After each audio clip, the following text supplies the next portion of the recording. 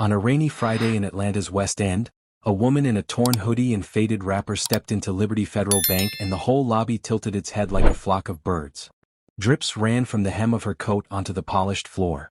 A guard with a buzz cut nudged the teller line and smirked. "Ma'am," he said too loudly, "there's a shelter on Jesse Hill Drive. This ain't it." The woman did not look up. Her hair, silver-streaked and braided close to the scalp, clung to her forehead. Her palm tightened around a wrinkled brown envelope that looked like it had survived a storm and a fire. She walked straight to window 2 where a young teller named Kemi, 19, Nigerian-American, micro-twists pinned with gold cuffs, froze between kindness and company policy. "Good morning," the woman said gently. "I need to withdraw some funds." From the seating area, 2 college kids lifted their phones to record. A man in a suit whispered, "People think this is a charity."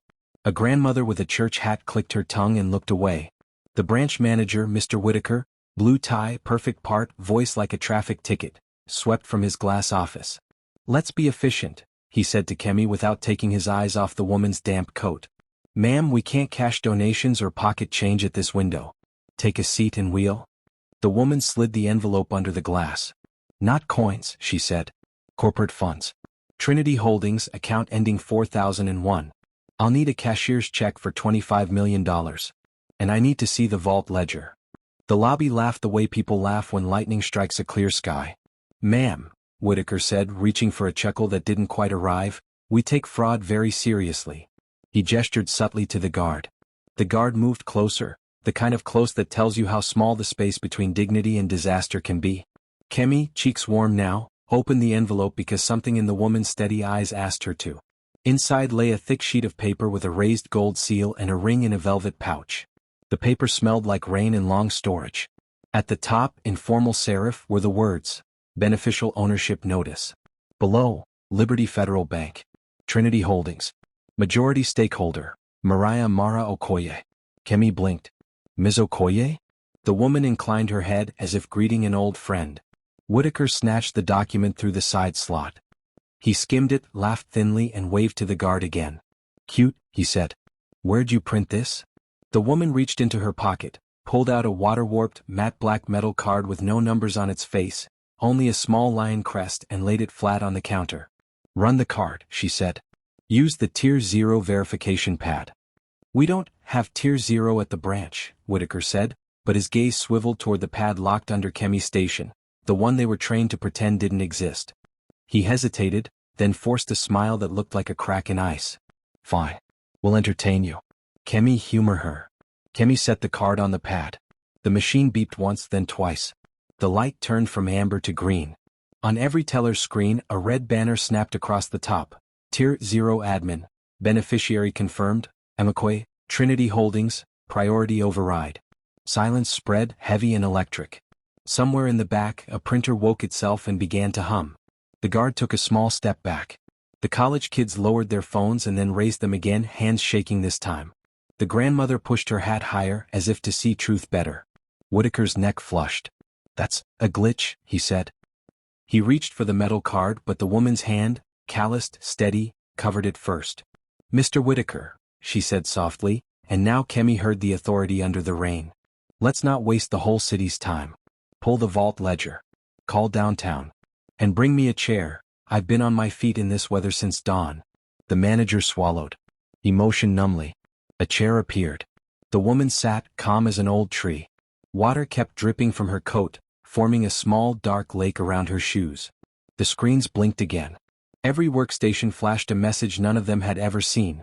Executive session invoked. Majority stakeholder requests immediate audit. Contact HQ. "Run the call," the woman said. "Use the board line."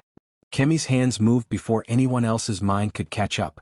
She dialed the number they had trained for and never used, the one buried in the emergency binder with the faded tabs. The speaker crackled.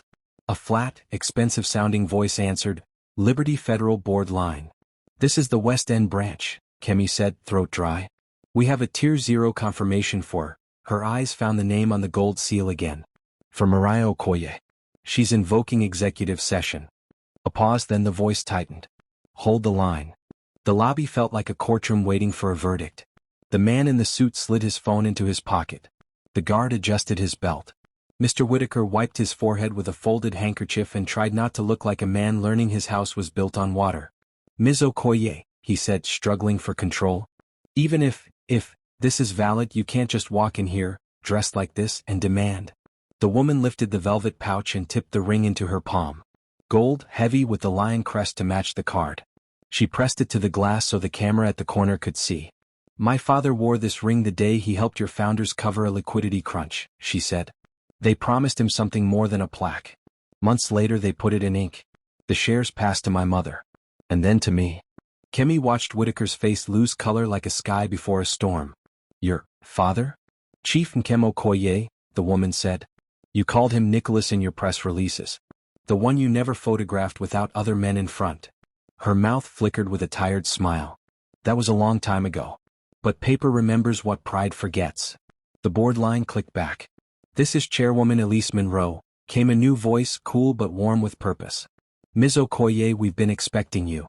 Everyone in the lobby turned to the speaker as if it had grown a face. Expecting? Whitaker echoed, and the last of his certainty fell through a hidden trap door. Proceed with Tier 0, Chairwoman Monroe said. Per your rights, Ms. Okoye, you may request a live audit, a temporary freeze, or any immediate remedial action. Branch manager, cooperate. And remind your staff, you are speaking to the major stakeholder of Liberty Federal Bank. Gasps broke like glass. Kemi glanced at the woman. Mariah, Okoye did not bask. She looked past the counters toward the vault door, beyond the forms and pens and polite posters. Her eyes held the distance of someone who had studied this building long before today, and carried it, heavy and silent, through nights nobody else had seen. Before we freeze anything, she said into the speaker, answer me a simple question. Who authorized the cash sweep from Trinity Holdings last week? Another silence. Not static. Not confusion. The silence of people choosing their next words very carefully. That review is ongoing, the chairwoman said. But we have indications of. The branch doors hissed open. 3 people in dark suits stepped in, moving fast. One carried a leather folder. Another wore an earpiece. The third, a woman whose braids were threaded with copper, scanned the room with the calm of someone who never ran but always arrived. Ms. Okoye? The braided woman asked. Counsel Lewis. We're representing your interests today. Whitaker looked as if the floor had shifted. Security, he snapped, too late. The guard didn't move. Counsel Lewis opened the folder and laid down a thick document where all could see. Temporary board resolution, emergency protective measures. This authorizes an immediate internal hold and an on-site inventory of the vault, she said. Also, Manager Whitaker, please surrender your branch keys pending the audit. A cough came from the back. The grandmother with the church hat whispered, Ah, God, see life. The man in the suit edged toward the door, then thought better of it. The college kid's camera view trembled as their breaths rushed against the mics. Kemi's heart hammered. She thought of the nights her mother counted overtime tips by a kerosene lamp, the way her father told her, in Yoruba and English, that truth always walked slower than lies but got where it was going. Ms. Okoye, Chairwoman Monroe's voice softened, we can move this to a private room. Mara Okoye looked at the people, at Kemi's nervous courage, at the guard wrestling with shame, at the manager clutching the edges of his world. Water puddled under her chair like a small lake finding its shape. Not yet, she said. Let them see. She slid the ring onto her finger. The lion crest faced outward, glinting like a memory. She rose. The room rose with her without meaning to. Here is my instruction, she said, clear and even. Freeze all internal transfers touching Trinity Holdings. Pull transactions from the last 90 days. And bring me the key holders for this vault. Outside, thunder dragged its chair across the sky. Inside, a small red light above the vault changed from steady to pulse. In the sudden hush, the speaker crackled again. This time a different voice, strained and urgent, cutting through procedure like a knife. West End, do not let her sign anything, it barked. Repeat, do not let her. The line died. The lights flickered. Somewhere deep behind the counters, a door that should have been closed eased open and a shadowed figure slipped through, eyes fixed on the velvet pouch and the lion crest, hand disappearing into a jacket. Mara Okoye turned, calm as a candle in wind. Mr. Whitaker, she said, not taking her eyes off the moving shadow, would you like to explain why your assistant branch manager has a master override token in his pocket?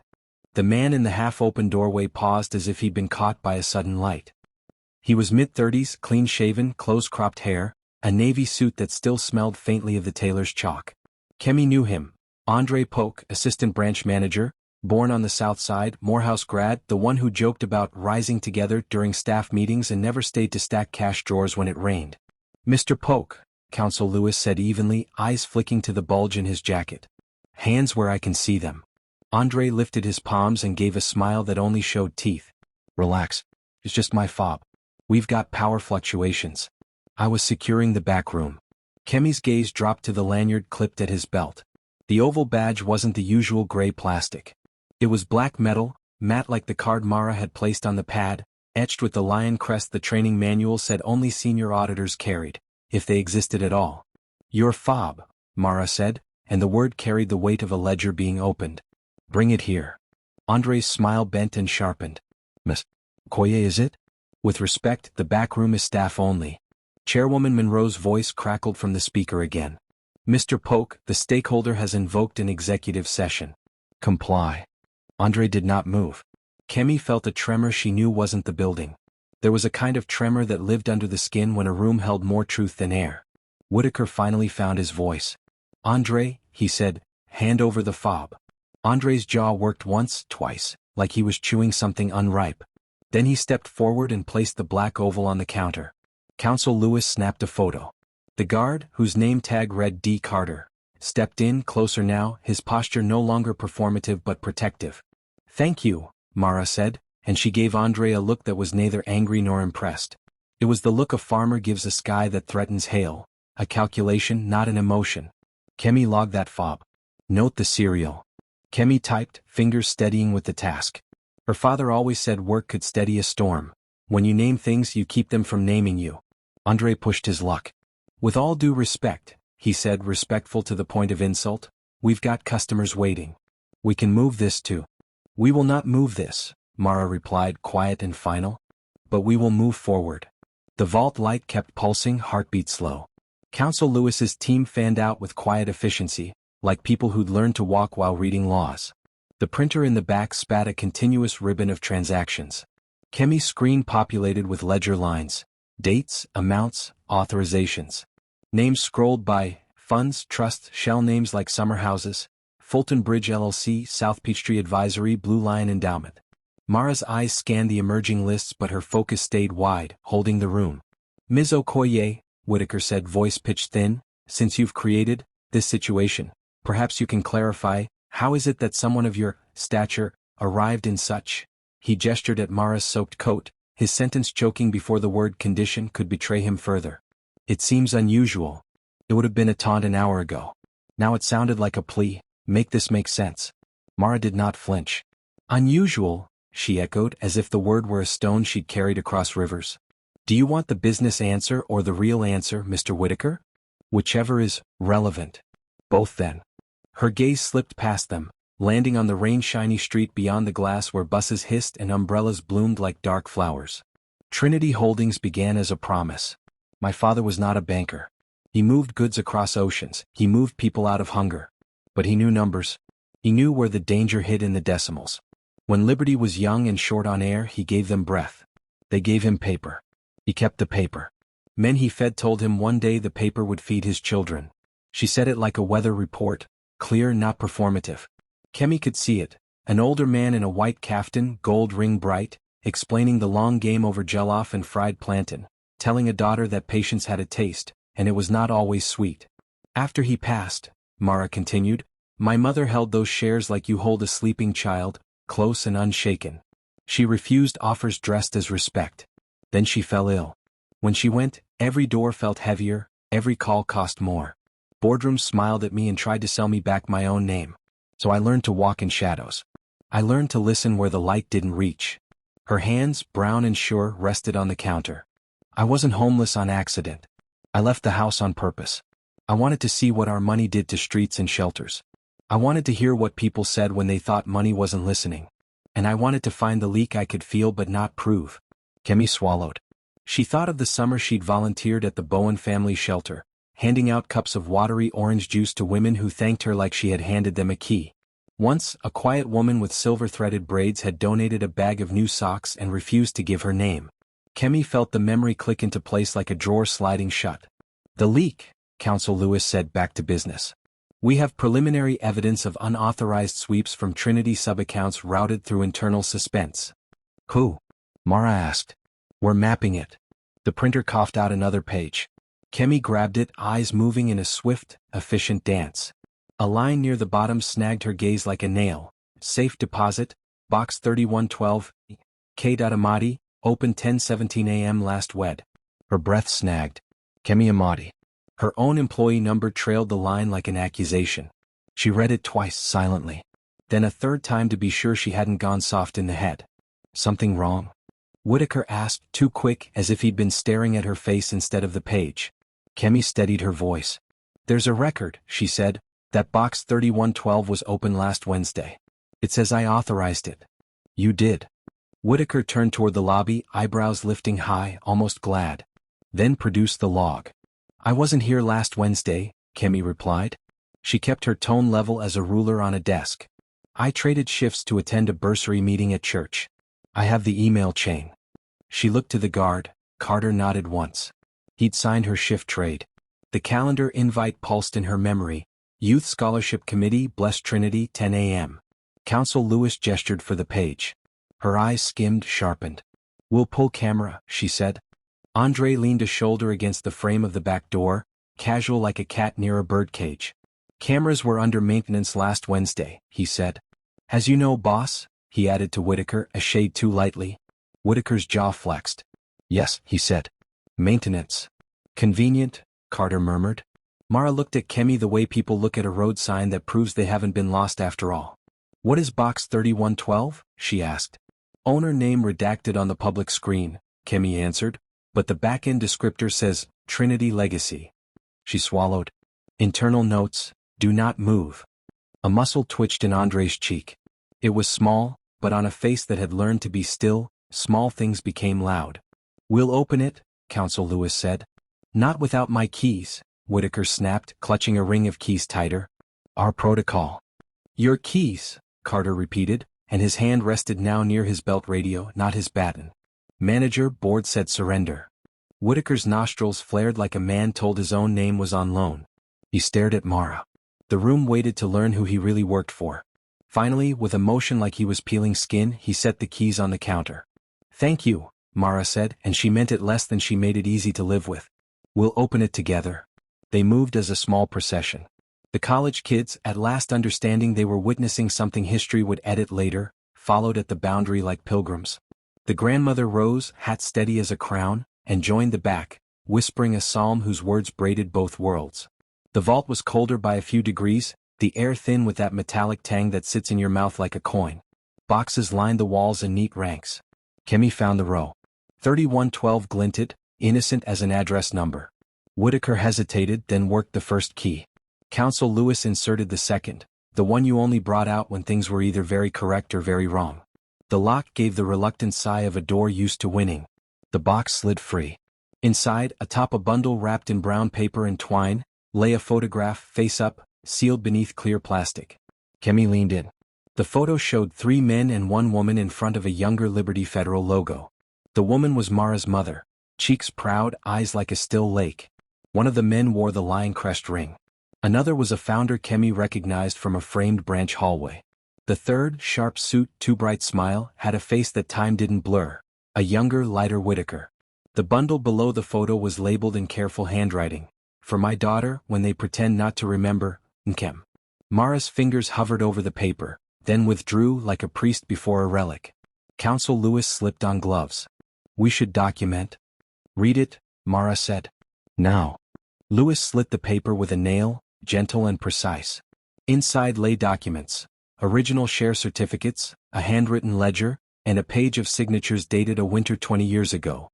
Kemi saw numbers that made the air feel thinner. She saw clauses that were steel wrapped in polite language.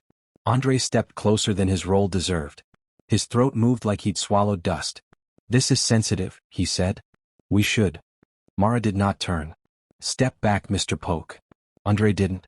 Carter shifted, the kind of shift that telegraphs movement before it happens. Andre lifted his hands again, that tooth-only smile flashing and vanishing.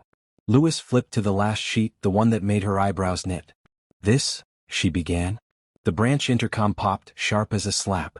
A new voice filled the vault, familiar in shape if not in tone. Syrup gone sour. This is regional operations, it said. Effective immediately, West End is to lock down. No one enters or leaves. All assets and documents are to be escorted to a secure transit at the rear bay. This directive supersedes the board call pending verification. Carter frowned. Rear bay? We don't use that bay, Whitaker muttered. It's sealed? The intercom cut off, replaced by the grind of heavy wheels in the corridor, rubber on concrete, coming toward the vault from the back hall no customer ever saw. Counsel Lewis lifted her head, nostrils flaring like someone smelling trouble before seeing its shoes. The college kids, forgotten at the door, took a step back.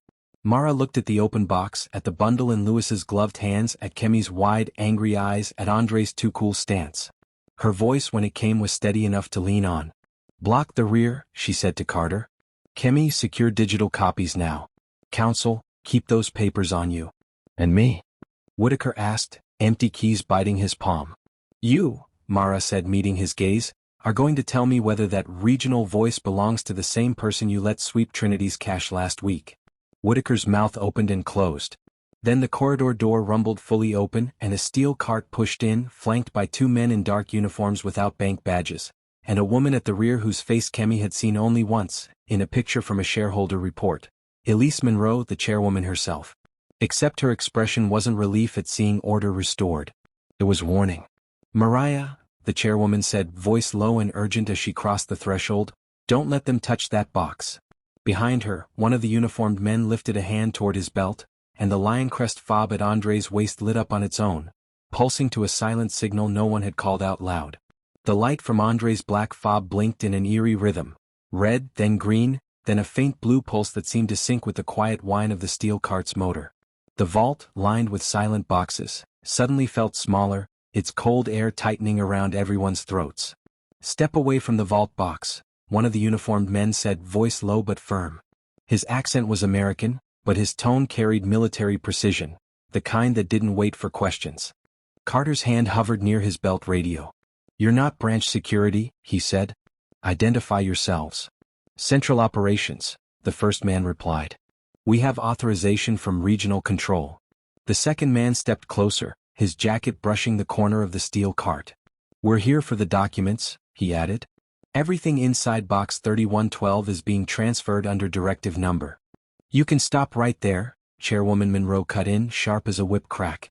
I didn't authorize any such directive. Her words bounced off the metal walls, echoing. The first man hesitated for just a beat, long enough for everyone to feel the wrongness humming underneath the scene. Mara's gaze didn't move from the pulsing fob at Andre's waist. Mr. Polk, she said quietly, how long have you been running this parallel channel? Andre exhaled through his nose, slow, measured, like a man cornered but still hoping for a clever exit. Ms. Okoye, he said, a half-smile forming, you've got the wrong picture. I'm not your enemy. I'm just stealing from a woman who built the house you're standing in, Mara finished for him. Let's not waste breath. Carter stepped forward, his frame solid, blocking the path to the vault door. Nobody moves until this is cleared by corporate legal, he said. The first uniformed man tensed. Then call them, he said. But you better call quick. Chairwoman Monroe's voice turned colder. You don't tell my staff what to do in my bank. The man's eyes flicked to Andre, subtle but not subtle enough. Mara caught it. Put it down, she said to Andre, pointing to the fob. He shook his head. You don't understand. There's more at stake here than your pride and your rain-soaked coat. These documents, they're not supposed to exist. They'd ruin people, powerful people, who've kept this bank alive. The same people who drained Trinity Holdings? Counsel Lewis asked. The same ones who let this institution profit while neighborhoods crumbled? Andre's mouth hardened. I do what I'm told. Mara's tone sharpened like thunder splitting a quiet sky. No, you did what you were paid to. And payment always leaves footprints. She turned to Kemi. Pull the last 3 months of system access from Mr. Polk's login. Cross it with Trinity's transfer timestamps. Kemi's fingers moved fast on her tablet, heart racing. The system blinked alive, then glitched. The cursor froze.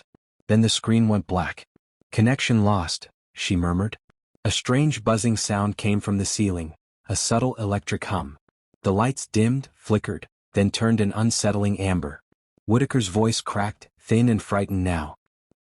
What's happening to the system? Counsel Lewis scanned the room. They're scrubbing records. The first man moved suddenly toward the open box, hand reaching for the papers. Carter stepped between them. Don't, he said, voice low but steady. The man didn't listen. He lunged.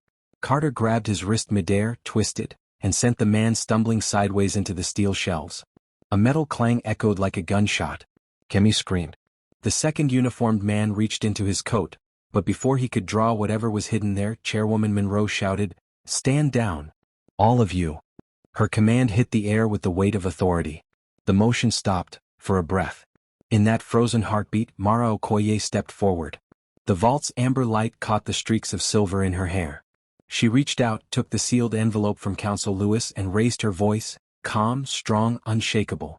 "You wanted to erase me," she said. "You wanted to turn my family's promise into your private purse. But paper does not forget. Neither do I." She held up the document, the original share certificates, the handwritten proof, and pressed her thumb to the gold crest. The embedded seal shimmered faintly, reacting to warmth. The holographic lion emblem glowed. Chairwoman Monroe's jaw tightened. "That's an original certification. Pre-digital. They can't erase that." Mara smiled faintly. "Exactly." The sound of sirens filtered in from the street. Police. Someone must have called during the commotion. Andre's face shifted, the first crack of panic breaking through. "You think this ends here?" he said. "You don't understand how deep this goes. You think you're the only Okoye with a claim." Mara looked at him for a long moment. "No. But I'm the only one who came back to collect." The door behind the uniformed men burst open. Local police in dark blue stormed in, 2 officers, cautious but confident, weapons holstered but hands ready. "Atlanta PD," the lead officer barked. Everyone stepped back from the vault. Mara didn't flinch. She turned to Counsel Lewis. "Secure the papers. Hand copies to the officers." The first uniformed man tried one last protest. "This is private property." "Not anymore," Chairwoman Monroe interrupted. "You stepped outside your authorization the moment you entered with falsified orders." Officers detained them. The 2 men were restrained, confusion and defiance etched across their faces. Andre took a slow step backward toward the open corridor, eyes darting to the steel cart. Kemi noticed it first. "He's trying to run," she shouted. Carter lunged, but Andre was already moving. He slammed his hand against the cart's console. A metallic panel snapped open, revealing a slim laptop and a blinking drive plugged into its side. Mara's heart kicked. "He's downloading the ledger." Carter grabbed him from behind, yanking him off balance. The drive popped loose and clattered across the floor. Kemi dashed forward and caught it just before it slid under the vault shelves. "Got it?" she gasped. Andre thrashed. "You don't know what you're playing with. That file implicates board members, politicians, even." A firm voice cut him off. "Even you," Mara said. He froze. She took a step forward, her shoes leaving wet prints on the vault floor. "You had a choice, Andre. Everyone does. You could have fixed what was broken. Instead, you built a staircase for thieves." He didn't answer. Carter tightened his grip. "Ma'am?" he asked the chairwoman. "Turn him over to the authorities," Monroe said. The vault fell quiet again. A strange, heavy quiet filled with the buzz of fluorescent lights and the distant wail of sirens. Kemi looked at Mara. "So, it's over?" she whispered. Mara's face softened, but only for a second. "No, child," she said. "This was just the front door. The real rot lives upstairs." Chairwoman Monroe nodded grimly. "She's right. Those transactions came from executive clearance, higher than any branch." Mara turned toward the open box, her father's note still resting inside. She reached in, took the photograph and held it under the amber light. Her mother's eyes looked back at her, proud, calm, unwavering. "I told him I'd protect it," she murmured, voice barely above a whisper. "Even if it meant losing everything first." Then she looked up, face now a portrait of resolve. "We're going downtown," she said. "Every ledger, every name. This doesn't stop until Trinity's clean." Chairwoman Monroe nodded again. "Then I'll call the board." As they prepared to leave the vault, Mara glanced at Kemi and said quietly, "You've got courage. The kind that money can't buy. You'll help me rebuild this." Kemi blinked, stunned. "Me?" "Yes. You," Mara said simply. The elevator doors closed behind them with a soft metallic sigh. But just as they reached the ground floor, Kemi's phone buzzed with a message from an unknown number. If you value your life, stop digging. The bank isn't what you think. Her breath caught. Mara turned to her, seeing the color drain from Kemi's face. What is it? Kemi hesitated, then showed her the screen. Mara's expression didn't change, but her eyes hardened, distant and cold. They've started watching, she said quietly. Good. Let them. Then she looked toward the camera above the lobby door, knowing exactly who was watching on the other side. Tell your friends, she whispered under her breath, the homeless woman is coming home. The screen faded to black. Tell us in the comments, what would you have done if you were in that bank when the homeless woman revealed she was the billionaire owner? Also, drop a comment below telling us where you're watching from.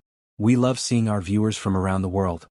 The next morning, the gray sky hung low over downtown Atlanta, its clouds heavy with unshed rain. The Liberty Federal headquarters loomed like a monument of glass and silence. Police cars still lined the curb, reporters pressed against barricades, and flashes from cameras cut through the drizzle. Inside, chaos was masked by decorum. Men and women in suits whispered in corners, phones glued to their ears, eyes darting toward the elevator that would soon open to bring in the one woman everyone was suddenly afraid of, Mara Okoye. The doors slid open. Mara stepped out wearing a clean, deep blue Ankara jacket with golden patterns at the cuffs. Her silver-streaked braids were tied neatly behind her head, no longer damp, her posture upright, every inch of her calm now deliberate.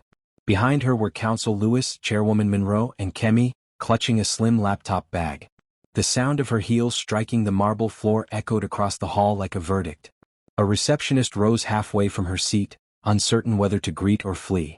Mara offered a polite nod and walked toward the executive conference room without being led. She had built this house long before they built its doors.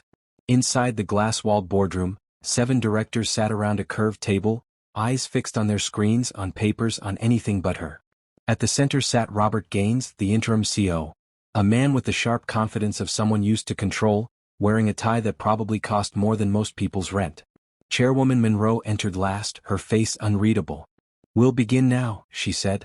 Gaines leaned forward, forced a smile. Ms. Okoye, I understand there's been some confusion at our West End branch. You've caused quite a stir. Confusion? Mara repeated, lowering herself slowly into a chair. That's an elegant word for theft. He laughed softly, a politician's laugh. Big words. But we all know stories can get exaggerated. Our staff report says there was a misunderstanding involving old documents. Your late father's paperwork, perhaps. She slid the brown folder across the table before he could finish. The papers inside weren't copies this time. They were the original shares, the founding agreements, and a notarized record of Trinity Holdings' controlling stake. Read, she said. The laughter evaporated. Gaines's smile froze halfway. One of the board members, an older woman with gray curls and trembling hands, leaned forward to peer at the seal. That's impossible, Gaines muttered. Those certificates were dissolved after the merger. Which merger? Mara asked sharply. The one you filed quietly under Fulton Bridge LLC? The one you approved with missing minutes and signatures that don't match? The room went still. Counsel Lewis stood, laying another folder beside the first. We traced the unauthorized transfers from Trinity Holdings over the last 6 months. They lead here. To this office. To the personal accounts of 3 board members, yourself included, Mr. Gaines. A low murmur rippled through the room. Gaines straightened, jaw tightening. You're accusing the executive board of fraud based on what? Papers from 20 years ago and a convenient discovery by a woman who just, what? Walked out of a shelter. Mara met his stare. A shelter that your bank funds, she said. A shelter that hasn't received its full grant payments in 3 months. I suppose the money needed somewhere else to go. He slammed a hand on the table. You have no right. Chairwoman Monroe raised a palm. Enough. Her tone carried more power than his outburst. Mr. Gaines, we verified the account trail this morning. The findings are legitimate. Gaines's mouth opened, then closed. Mara leaned forward, her voice calm, precise. The board will now transfer temporary authority to me as acting stakeholder director while an audit proceeds. You'll step down pending investigation. If you refuse, I'll take this to the press myself. You wouldn't dare, he said, but his voice trembled just enough to betray him. Mara tilted her head. Try me. Silence pressed down on the room like gravity.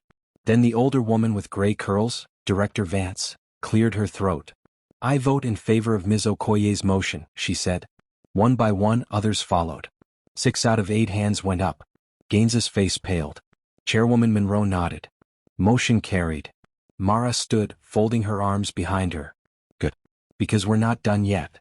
She turned to Kemi. Show them the footage. Kemi connected her laptop to the screen. The video flickered on, grainy footage from the night before. The vault, the confrontation, the stolen fob lighting up, Andre's confession. His words echoed through the speakers. These documents would ruin people, powerful people, who've kept this bank alive. Then another voice entered the playback, faint but clear. A man on a phone just before the intercom cut. West End, do not let her sign anything, repeat, do not let her. Chairwoman Monroe's head turned sharply. Who authorized that communication? Nobody spoke. Gaines shifted in his seat. I have no knowledge. But before he could finish, the boardroom doors opened and a man in a dark trench coat entered, holding an envelope marked Federal Financial Crimes Unit. Apologies for interrupting, he said, flashing his badge. We have a warrant for Mr. Robert Gaines and Andre Polk. Charges include corporate embezzlement, falsification of records, and obstruction of a federal audit. The directors gasped. Mara said nothing. She simply stepped aside, her expression still and solemn. Gaines rose from his seat slowly, shaking his head. You think this makes you a hero, Ms. Okoye? You have no idea what doors you've opened. They were already open, she replied. I just brought the light. As officers escorted Gaines out, cameras from the hallway flashed again. Reporters had already caught wind of the scandal. The man who had laughed at the homeless woman was now being led away in handcuffs. When the doors shut behind him, the boardroom exhaled in unison. Chairwoman Monroe looked at Mara. What do you want to do next? Rebuild, Mara said. From the ground up. No more paper promises.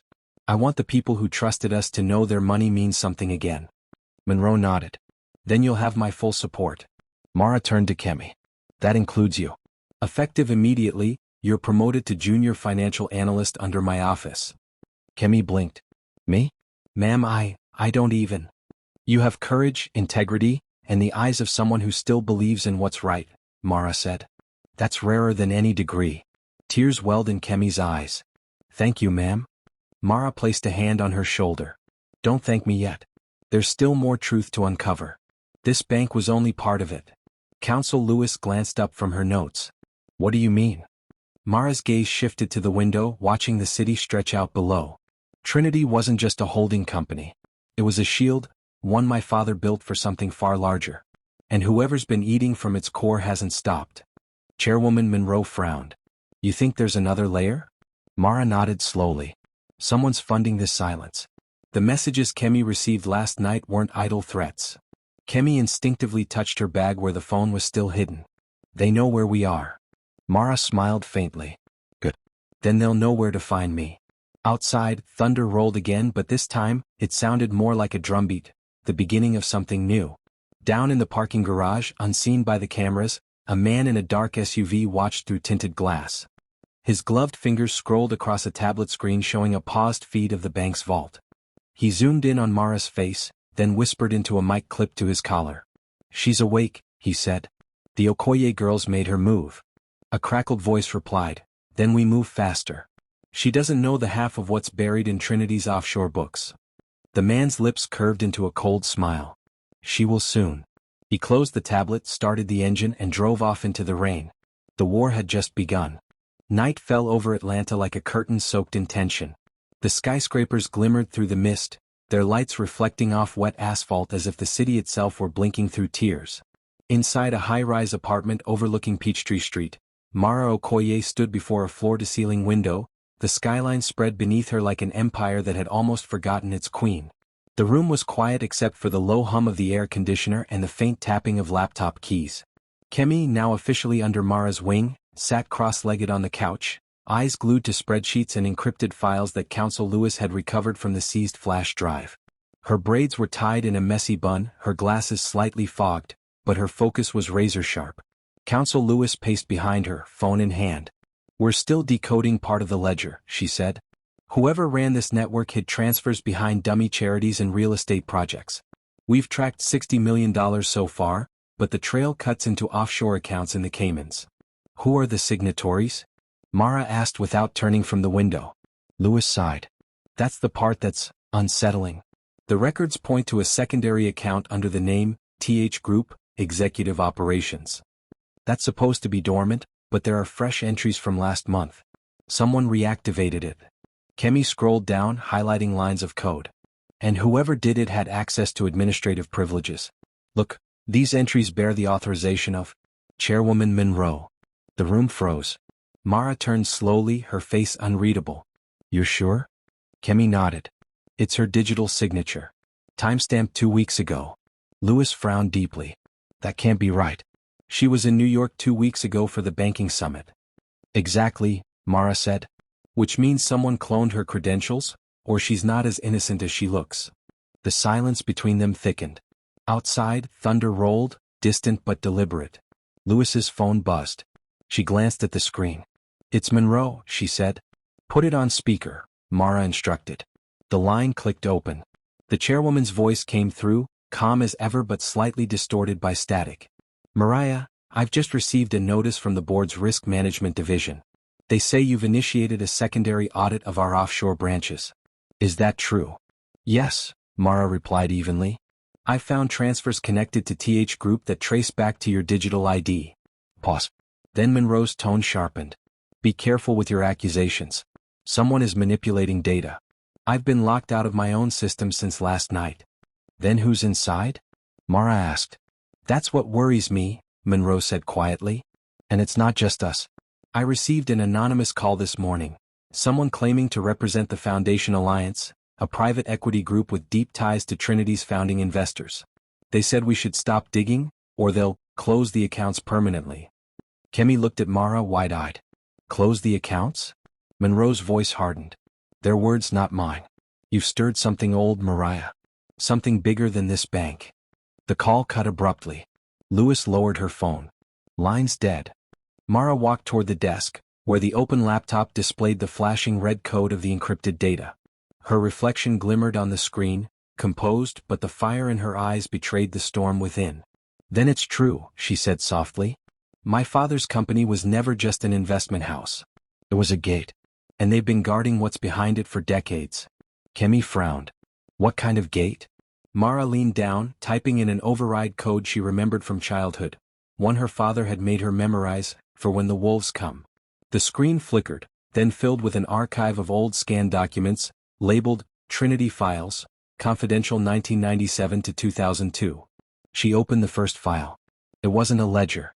It was a letter, her father's handwriting, slanted and elegant. If you are reading this, my daughter, then the lions have turned on each other.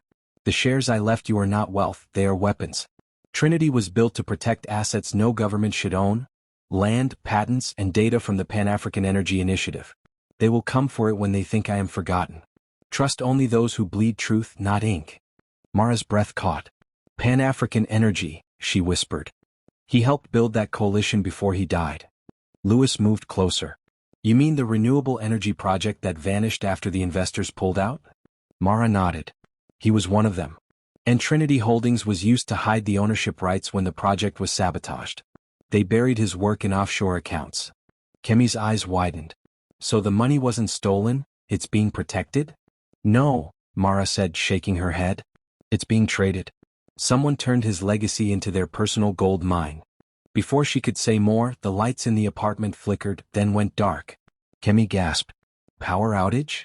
Lewis checked her phone. No, it's only this floor. A faint clicking sound came from the hallway, soft, deliberate footsteps. Mara's instincts sharpened. She motioned for silence, then reached for the drawer beside the desk. Inside was a small silver pistol, old but well kept. Her father's initials were engraved on the grip. Stay behind me, she whispered. The footsteps grew closer. Then, a knock. 3 slow, heavy taps. Lewis's voice dropped to a whisper. Who knows we're here? No one, Mara said. She moved toward the door and looked through the peephole. A tall man in a dark coat stood in the corridor, face shadowed beneath a wide-brim hat. But something about his stance, straight, patient, unafraid, made her pause. Who is it? She called. The man's voice came low and familiar. It's me, Carter. Kemi exhaled in relief. Mara opened the door just an inch, but the tension in Carter's face stopped her from opening it further. He stepped inside quickly, glancing down the hall before locking it behind him. "Ma'am," he said, lowering his voice. "You're being watched." Two black SUVs parked across the street, tinted glass. "They've been there since dusk. Same plates that followed me after we left headquarters." Lewis's jaw tightened. "They're moving faster than we thought." Carter reached into his jacket and pulled out a flash drive. "I took this from the evidence locker before they could get to it. It's the security feed from the bank's subvault camera. You need to see this." He plugged it into Kemi's laptop. The screen flickered, then showed grainy footage of the vault. Hours before Mara arrived the previous day. A man in a gray suit entered the frame, face hidden by a cap. He placed a sealed envelope inside box 3112. Then another figure stepped into the frame, Andre Polk. He opened the same box, removed the envelope, and replaced it with the fake bundle that Mara had later uncovered. But the camera caught a reflection in the vault glass, a second shadow behind Andre. Someone taller, wearing a coat with a distinctive crest on the sleeve. Mara's stomach dropped. She knew that crest. She'd seen it on her father's photograph, the logo of Trinity's founding partners. "That's one of them," she said. "The Foundation Alliance." Carter looked at her. "If they're involved, you're not just fighting bankers. You're fighting the people who built half the financial systems on this side of the world." Mara's jaw tightened. Then it's time someone finally told the story. But before anyone could respond, the window across the room shattered, a silenced bullet embedding itself in the wall behind them. Kemi screamed. Lewis ducked. Carter grabbed Mara by the arm, pulling her down as another shot splintered the glass. "They found us," Carter yelled. "Back exit, now," Mara ordered. They ran down the narrow hall, the apartment lights flashing erratically as alarms began to wail. Behind them, another round cracked through the glass. They reached the stairwell. Carter kicked the emergency door open, ushering Kemi and Lewis through. Mara followed last, clutching the flash drive tightly in her fist. Below them, the echo of boots hitting concrete reverberated up the stairwell. More than one set. "They're already inside," Kemi cried. Mara stopped mid-step, her mind racing. The drive in her hand wasn't just proof anymore. It was bait. She turned to Carter. "Get them out," she said. "I'll hold them." "Ma'am, no. Do as I say." Before he could argue, Mara slammed the stairwell door shut behind her and bolted down the opposite corridor, drawing the gun from her belt. She moved quietly, heart hammering, senses sharp. Voices echoed ahead. Male, clipped, professional. Not police. She ducked behind a marble pillar, aiming her weapon toward the elevator lobby. The doors opened. Two men stepped out, rifles raised. Mara whispered under her breath, a prayer her mother had taught her long ago. "Oloran, guide my hand." Then she fired once, not to kill but to distract. The shot cracked the silence, sending both men ducking. She dashed past them toward the service elevator, slamming the down button. The doors slid open. She dove inside, hit the basement level, and clutched the flash drive to her chest as the elevator descended. When the doors opened again, the dim underground parking garage stretched out before her. Empty, echoing, smelling faintly of oil and rain. A voice came from the shadows. "Come, Mel." Familiar. "Mariah Okoye," it said. "You've been looking for us." Mara froze. From behind a black sedan, a tall man stepped out, the same one who had watched from the SUV earlier. His gloved hands were empty, his expression neutral. "We could have met under better terms," he said. "But since you're determined to uncover what should stay buried, let's talk about your father's last file." Her grip on the gun tightened. "Who are you?" He smiled faintly. "Someone who owes your father everything, and nothing at all." The basement lights flickered again, casting long shadows on the concrete. Then his next words hit like a knife. "He didn't die in an accident, Ms. Okoye." He was silenced. "By his own partners." Mara's heart stopped cold. The man took a slow step closer. "And now they've decided you're next." For a heartbeat, the underground garage seemed to stop breathing. The hum of fluorescent lights and the faint drip of water from a pipe became the only sounds between them. Mara Okoye stood perfectly still, gun raised, eyes locked on the stranger who had just claimed her father's death wasn't an accident. Her voice came low and steady. "Say that again." The man's expression didn't change. "Your father, Chief Nkem Okoye, was murdered. His death on the Lekki Bridge was staged to look like an accident." The explosion that night? It wasn't the car's engine, it was a remote charge. He was on his way to deliver files to a journalist in Lagos. Files that could have exposed the Foundation Alliance. Mara's grip tightened on the gun, her pulse loud in her ears. And how do you know this? The man stepped closer, slow enough to show he wasn't afraid. Because I was there. I was part of his protection detail before the order came down to stand down. When we refused, they replaced us. The next morning, the bridge was ashes. His words sank like stones. Who gave the order? She asked. Someone inside Trinity, he said. Someone high enough to override security protocols. The same signature that's been authorizing these new offshore transfers. Mara's eyes narrowed. Chairwoman Monroe. The man gave a half-smile. You're quick. I don't believe you, she said. Then check the data on that drive you're holding, he replied. Open the folder marked Legacy.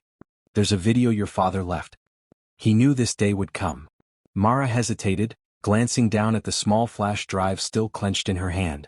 Why tell me all this now? She demanded. If you're on their side, you'd have killed me already. Because I'm not on their side anymore, he said. I was recruited by the Alliance when I was 23. They promised a future. Instead, they buried people like your father. They're planning something bigger now, something that makes the Trinity scandal look like a street hustle. And your name just showed up on their target list. Her eyes flickered. What kind of plan? They're using the banks, he said. Not just Liberty Federal, half a dozen others across Africa and the US. They're funneling dirty money through development funds and green energy grants. All under the Trinity umbrella. They call it Project Eden. Mara's breath caught. My father's renewable initiative.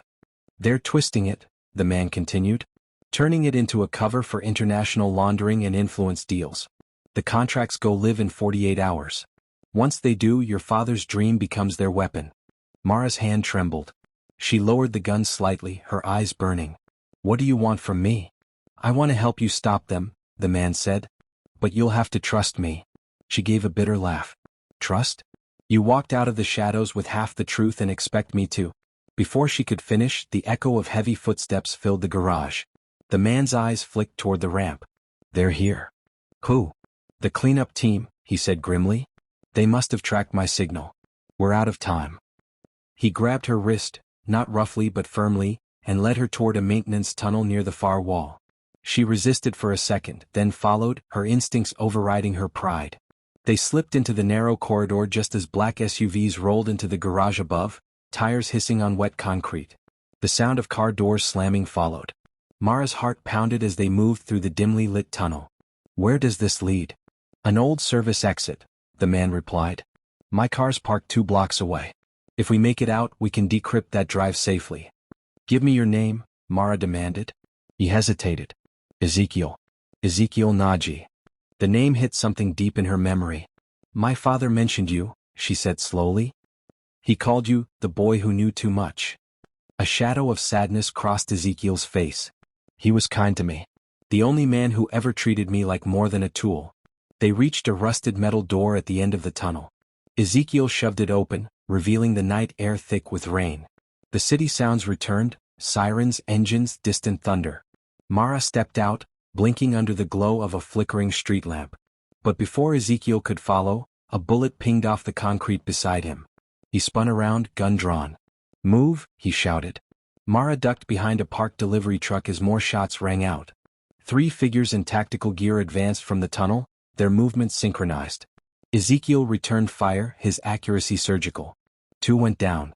The third ducked behind a pillar, radioing for backup. Mara crawled to the back of the truck, clutching the flash drive. We can't stay here. Ezekiel nodded, firing one last round before sprinting toward her. Together they bolted down the alley, splashing through puddles as rain lashed their faces. They turned a corner, only to find a black SUV blocking the exit. Ezekiel cursed under his breath. They've cut us off. Mara's eyes darted to a narrow stairwell leading to a service balcony above a laundromat. There. They climbed fast, adrenaline replacing fear. Bullets tore into the brick below them. Ezekiel pulled her up over the ledge, panting. Keep moving. From the rooftop they could see the city spread out in all directions. Lights, chaos, the pulse of a place that never slept. Ezekiel pointed east. That way. Safe house near Decatur. We'll make it if. A voice rang out behind them. If what, Mr. Naji? Both froze. From the rooftop access door, a figure stepped forward, umbrella in hand, perfectly dry despite the downpour. Chairwoman Elise Monroe. She smiled faintly, the kind of smile that never touched the eyes. You always were loyal, Ezekiel. Pity your loyalties have shifted. Ezekiel raised his gun, but she didn't flinch. Go ahead, she said. Shoot me. But the moment you do, the files on that drive go public and everyone you care about dies within an hour. Mara's stomach twisted. You had my father killed. Monroe tilted her head slightly. He was going to destroy what he built. We simply repurposed it. Ezekiel's voice trembled with rage. You turned a vision meant to unite Africa into your personal ATM. Monroe laughed softly. No, darling. I turned it into power. Something your father never understood. Mara took a step forward, rain streaming down her face. You're going to pay for every life you've buried beneath your greed. Oh, Mariah, Monroe said, shaking her head. You think this is about money? No. It's about legacy. Your father left behind something far more valuable than you realize, and the world will burn before I let you expose it. Ezekiel fired a warning shot. Monroe didn't even blink. You won't shoot me, she said, because you need me alive to access the offshore nodes. The codes die with me. Mara's hand clenched around the flash drive. Then we'll find another way. You won't get the chance, Monroe replied, turning toward the stairwell. My people are already on their way to the safe house. They'll be waiting when you arrive.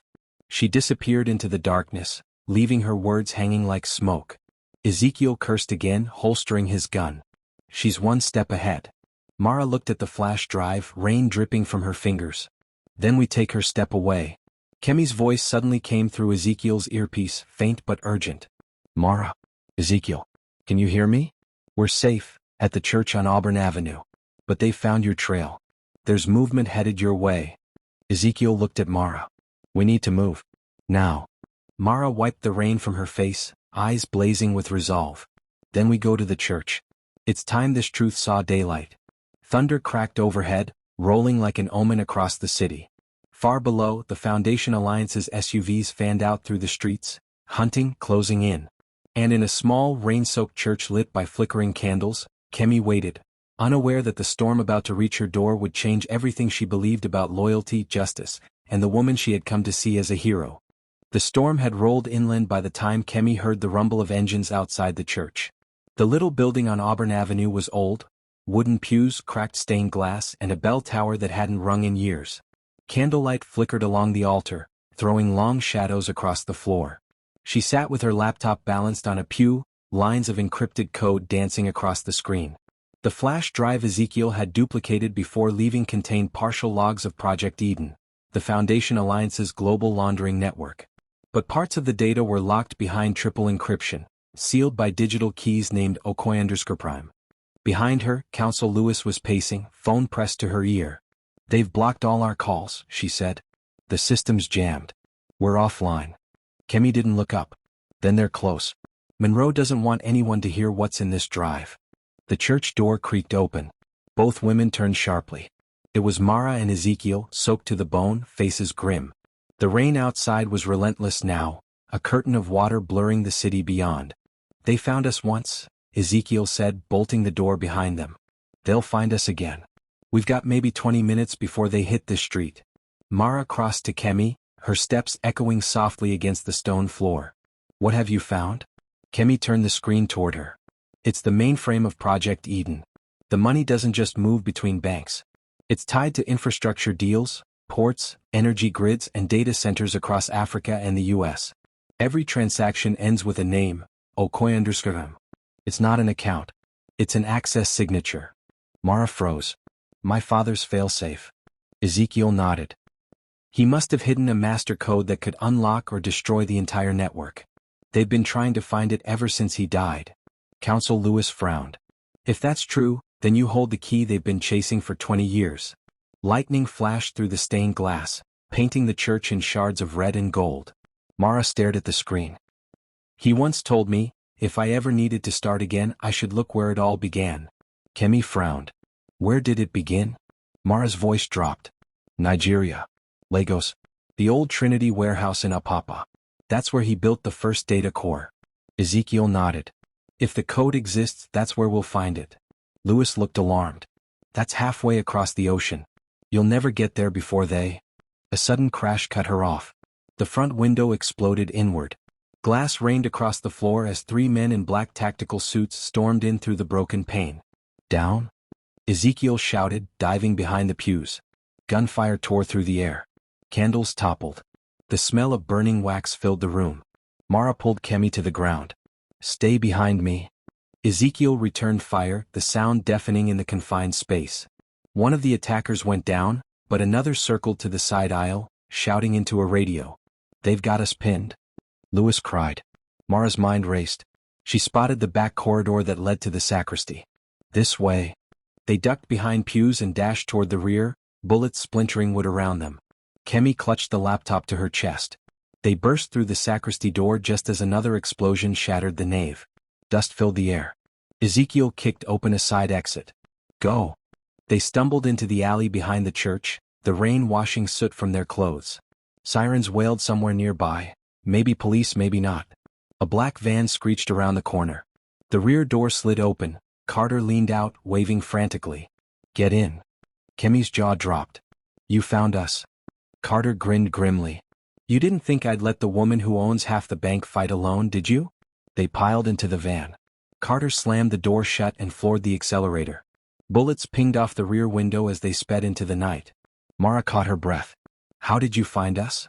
Tracked the last ping from Kemi's phone before the network jammed, Carter said. You're lucky they haven't cut power to the grid yet. Ezekiel looked out the window.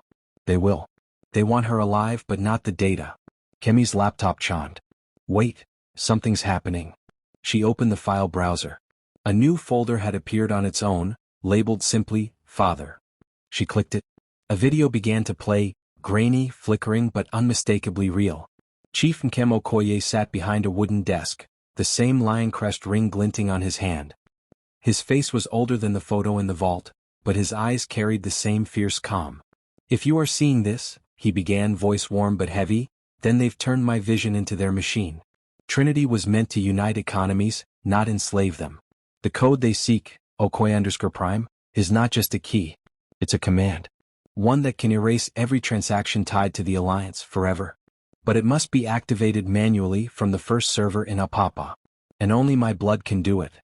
Mara's breath hitched. They will come for you, my daughter, the recording continued. They will call it business. They will call it survival. But remember, a lion's roar means nothing if it forgets what it's protecting. The screen went black. For a moment no one spoke. The only sound was the van's engine and the rain hammering on the roof. Then Ezekiel said softly, we have 48 hours before Project Eden launches. If we don't reach that server in time, every corrupt account gets legitimized, and your father's dream dies. Mara looked out the window at the glowing skyline, her reflection in the glass a mix of fury and grief. Then we go to Lagos. Carter frowned. That's suicide. You'll never make it through customs. Monroe's got eyes everywhere. She doesn't have mine, Mara said. My father built Trinity with more than money, he built it with people. People who still remember what it was meant to be. Ezekiel nodded slowly. Then we'll find them. Old allies. Old codes. Whatever it takes. Lewis rubbed her temples. I'll stay here to stall Monroe legally. Buy you time. But if you go, you'll be alone out there. Mara placed a hand on her shoulder. We've been alone for a long time. Carter turned onto the highway, the van slicing through the rain. The city lights faded behind them. Kemi looked at Mara, determination flickering in her eyes. If you're going, I'm going with you. Mara smiled faintly. You don't even have a passport, Kemi? I'll get one, she said. You'll need someone who can break those codes once you find the server. Ezekiel chuckled softly. She's got fire. She reminds me of myself, Mara said. Before I learned what the world costs. As the van sped toward the airport, lightning forked across the sky, and in its flash, a drone appeared overhead, silent and hovering, red lights blinking. Ezekiel saw it first. They found us again. Carter swore and hit the gas harder. Hold on. The drone's spotlight cut through the rain, locking onto the van. Mara's eyes narrowed. They want to stop us before we ever leave Atlanta. Kemi gripped the laptop, whispering a prayer. Carter swerved down an underpass, tires screeching. The drone's light vanished behind the concrete pillars. For now. Mara exhaled, heart pounding. They know where we're going. We'll have to leave the country without using our names. Ezekiel nodded grimly. Then we'll travel as ghosts. As they disappeared into the night, thunder rolled again, louder, closer, as if the storm itself had decided to follow them across the ocean. And somewhere, in a penthouse overlooking the Atlantic, Chairwoman Monroe watched a live satellite feed of the chase, a glass of wine in her hand and a cold smile curling her lips. "Run, Mariah," she whispered. "Run back home. That's exactly where I want you." The Atlantic night spread endless and black as the cargo vessel MV Orisha Queen cut across it, a lonely shape gliding toward Africa. Below deck, in a cramped storage bay converted into a temporary safe room, Mara Okoye, Ezekiel, Kemi, and Carter sat among crates stamped medical supplies, humanitarian aid. The ship groaned with each wave, its iron belly humming like a restless animal. The air smelled of rust, diesel, and salt. Kemi hunched over her laptop, the faint glow lighting her determined face. "We're 6 hours from Lagos," she said. "Once we dock, we'll need to get through customs quietly. I've forged our entry tags, but Monroe's network may already be waiting." Carter loaded a pistol and checked the chamber. "She's waiting all right. Question is, does she want to kill us or just watch us fail?" Mara sat on a crate opposite them, her father's lion crest ring glinting in the dim light. "Neither," she said softly. "She wants me to do what he never would, hand her the key myself." Ezekiel frowned. "You really think she'll risk coming to Lagos in person?" "She'll have to," Mara said. "The Okoye_Prime key can only be activated manually. And she doesn't trust anyone but herself." Kemi looked up from the screen. "Then let's make sure she walks into her own trap." 6 hours later, Apapa, Lagos, Nigeria. The port stretched wide under a pale sunrise, cranes creaking over stacks of containers. The air was heavy with the smell of oil and salt water. Mara wore a loose wrapper and headscarf, blending easily with the port workers. Kemi carried the laptop in a worn satchel. Carter and Ezekiel flanked them, eyes scanning every movement. They slipped past customs through a back gate Ezekiel had arranged. A man waited near an old warehouse at the far end of the docks, gray beard, broad shoulders, dressed in faded native attire. When he saw Mara, his eyes softened. "Ah, you have your mother's face," he said. Mara smiled faintly. "And my father's stubbornness." He nodded. "Then maybe you will finish what he started. Follow me." Inside the warehouse, dust danced in shafts of light breaking through cracked windows. The air thrummed faintly, not with machinery, but with the hum of servers long buried beneath tarps and crates. The place looked abandoned, yet alive, like an ancient creature waiting to wake. "This was your father's first data hub," the old man said. "He called it the Root. It still breathes, though barely." Kemi pulled back a tarp and gasped. "These are original servers from the early Trinity network. If we power them up, I can link the drive and locate the core." "Do it," Mara said. Carter found a generator in the corner and yanked its cord. It sputtered, coughed, then roared to life. Lights flickered weakly across the dusty terminals.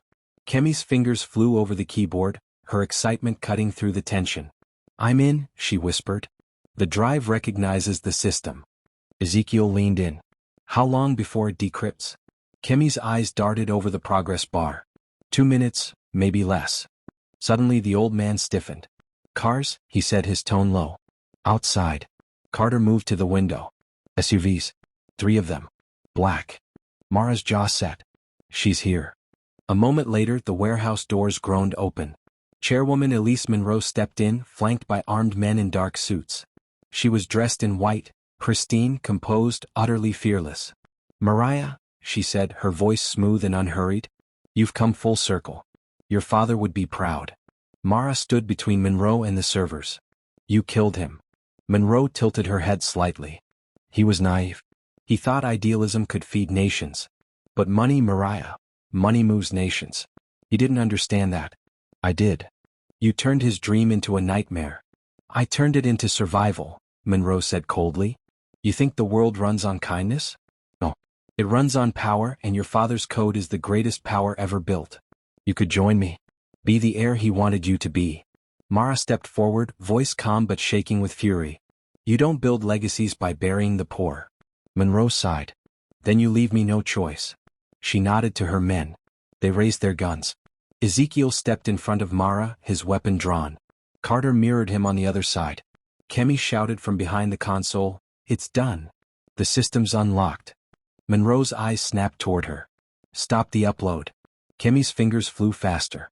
Too late. The servers began to hum louder, the air vibrating with energy. On screen, the words flashed in bright green, Okoyers and Protocol, initializing. What are you doing? Monroe hissed. Mara's gaze locked with hers. Ending this. Monroe lunged toward the console. Carter fired a warning shot. She froze. The lights blazed as the servers came fully alive, their hum turning into a steady roar. Data scrolled across every screen, numbers, names, offshore accounts, millions of them flashing faster and faster. Then, with a sound like thunder splitting the sky, the system executed the command, purge complete. Silence. Kemi exhaled shakily. It's over. Every illegal transaction, gone. Their accounts are zeroed. Monroe's face twisted in horror. Do you realize what you've done? You've collapsed half the global trade network. Mara's voice was quiet, resolute. Then maybe it's time it rebuilt itself on honesty. Monroe's fury broke. You've doomed yourself, Mariah. They'll come for you, every government, every investor. Let them, Mara said. Let them know who really ran their empire. Behind her, the old man stepped forward, placing his hand on her shoulder. The lion's roar returns to the land, he murmured. Monroe took a step back, shaking with rage. You think this ends with a keyboard? You can't erase power. Mara's expression was steady. No, she said. But you can remind it where it came from. Sirens wailed in the distance. Police, press, chaos. Monroe looked toward the sound, then back at Mara. You have no idea what storm you've unleashed. I was born in a storm, Mara said. Monroe's guards hesitated. Her empire was gone, her leverage evaporated. Slowly, she raised her hands, fury giving way to hollow defeat. Ezekiel cuffed her wrists with zip ties. You'll answer for what you did to him, he said quietly. As they led her away, sunlight pierced through a hole in the warehouse roof, spilling across the old servers, relics of a dream once stolen, now reclaimed. Kemi turned to Mara, eyes glistening. What happens now? Mara looked out toward the port, where ships lined the horizon like waiting futures. Now, she said softly. Now we rebuild. Not as Trinity Holdings, as Okoye Foundation. The world deserves what my father died for. Ezekiel nodded. And the Alliance? They'll come, she said. But this time we won't hide. The old man smiled faintly. The lioness has found her voice. Mara gazed at the sunrise breaking over Lagos, her reflection caught in the golden light, weary, scarred, but unbroken. Let them laugh, she whispered. The homeless woman they mocked just reset their world.